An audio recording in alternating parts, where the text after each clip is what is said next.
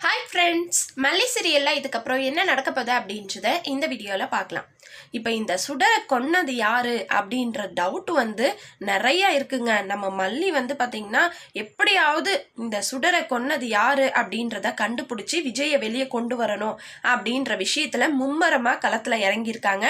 இதில் இன்னொரு விஷயம் என்ன அப்படின்னு கேட்டிங்கன்னா, இந்த சுடர் உண்மையாகவே கொலை பண்ணி எரிச்சிட்டாங்களா, இல்லை இது எல்லாமே சுடரும் நவீனும் சேர்ந்து பண்ண பிளானா, இந்த மல்லியையும் விஜயையும் நிம்மதியா இருக்க விடக்கூடாது, அவங்கள வாழ விடக்கூடாது அப்படின்றதுக்காக பிளான் பண்ணி இந்த மாதிரி எல்லாம் பண்ணியிருக்காங்களா, இந்த சுடர் உண்மையாவே உயிரோட ஏதாவது ஒரு மர்மமான இடத்துல மறைஞ்சிருந்து இந்த மாதிரி எல்லாம் பண்ணிட்டு இருக்காங்களா அப்படின்றது தெரியல. அதை நம்ம வெயிட் பண்ணி தான் பார்த்து ஆகணும். நம்ம மல்லி தோண்ட தோண்ட கிளற எங்கெங்க என்னென்ன புத்துல எந்தெந்த பாம்பு இருக்குதுன்னு தெரியாதுன்ற மாதிரி யார் யார்கிட்ட எந்தெந்த விஷயம் ஒளிஞ்சிருக்குது மறைஞ்சிருக்குது அப்படின்னு சொல்லிட்டு தெரியல. இப்போ நம்ம வெண்பா குட்டியே விசாரிக்கிறாங்க. ஏன்னா இப்போ வெண்பா தான் அந்த இடத்துல இருந்தாங்க. அப்படி இருக்கும்போது அவங்கள கேட்கலான்னு சொல்லிட்டு கேட்டு பார்த்தா அப்போ இவ தனியாக எந்த ஒரு விஷயத்தையும் செஞ்சிருக்க முடியாது, இவளுக்கு சப்போர்ட்டாக யாராவது இருந்திருக்கணும் அப்படின்னு சொல்லி நம்ம மல்லி கேட்கும்போது நம்ம வெண்பா குட்டி சொல்றாங்க. அதாவது என்ன சொல்றாங்கன்னா, என்னை ஃபர்ஸ்ட் ஒரு இடத்துல வச்சிருந்தாங்க மல்லிமா, அங்க 4-5 பேர் இருந்தாங்க. ஆனா என்னை மயக்கம் போட வச்சுட்டு அதுக்கப்புறம் திரும்ப கண்ணு முழிச்சு பார்த்தா வேற இடத்துக்கு என்னை கூட்டிட்டு வந்துட்டாங்க.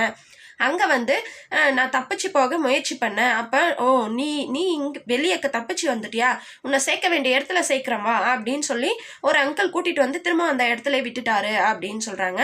ஆனால் அந்த டைமில் இவங்க 2 பேரும் யார் யார்கிட்ட பணம் கேட்கலாம், எவ்வளோ கேட்கலாம் அப்படின்றதெல்லாம் பேசிகிட்டு இருந்தாங்க.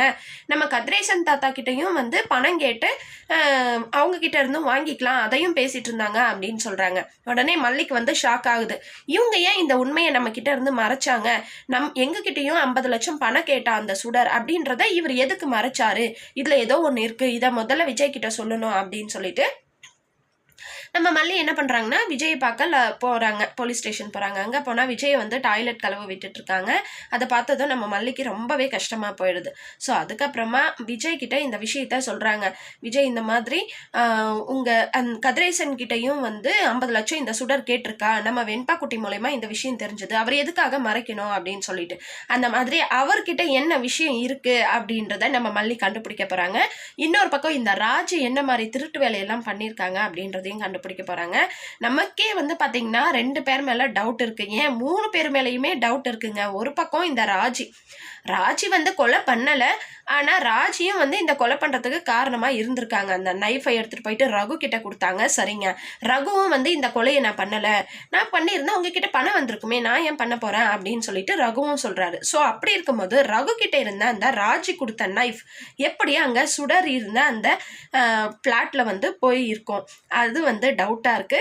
இன்னொரு பக்கம் பாத்தீங்கன்னா இந்த சுடரை வச்சிருந்த அந்த 40 லட்சம் பணம், ரகு கிட்ட இருந்து அடிச்ச 40 லட்சம் பணம், அது பாத்தீங்கன்னா எங்க நம்ம மல்லியோட வீட்டுல இருக்கு. அது எப்படி மல்லியோட வீட்டுல இருக்கும்? ஆக மொத்தம் இந்த சுடர் தான் மல்லியையும் விஜயையும் பிரிச்சு நிம்மதியா வாழ விடக்கூடாது அப்படின்றதுக்காக அந்த பணத்தை நம்ம மல்லியோட ரூம்குள்ள வச்சிருக்காங்களா அப்படின்றது தெரியல.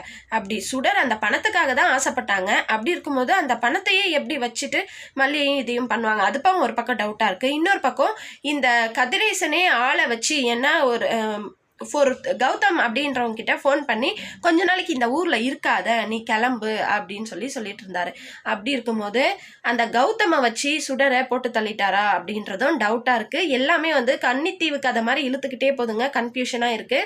நம்ம மல்லி ஒவ்வொன்றா தோண்ட தோண்ட கிளற நம்ம மனோகரை ஹெல்ப்புக்கு கூப்பிட்டுருக்காங்க. ஸோ இவங்க 2 பேரும் சேர்ந்து தான் உண்மையை கண்டுபிடிக்க போறாங்க.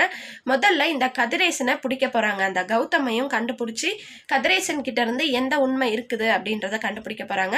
சோ வெயிட் பண்ணி பார்க்கலாம் என்ன நடக்க போகுதுன்னு சொல்லிட்டு. இந்த வீடியோ உங்களுக்கு பிடிச்சிருந்தா லைக் பண்ணுங்க, ஷேர் பண்ணுங்க, சப்ஸ்கிரைப் பண்ணிக்கோங்க. Okay friends, by.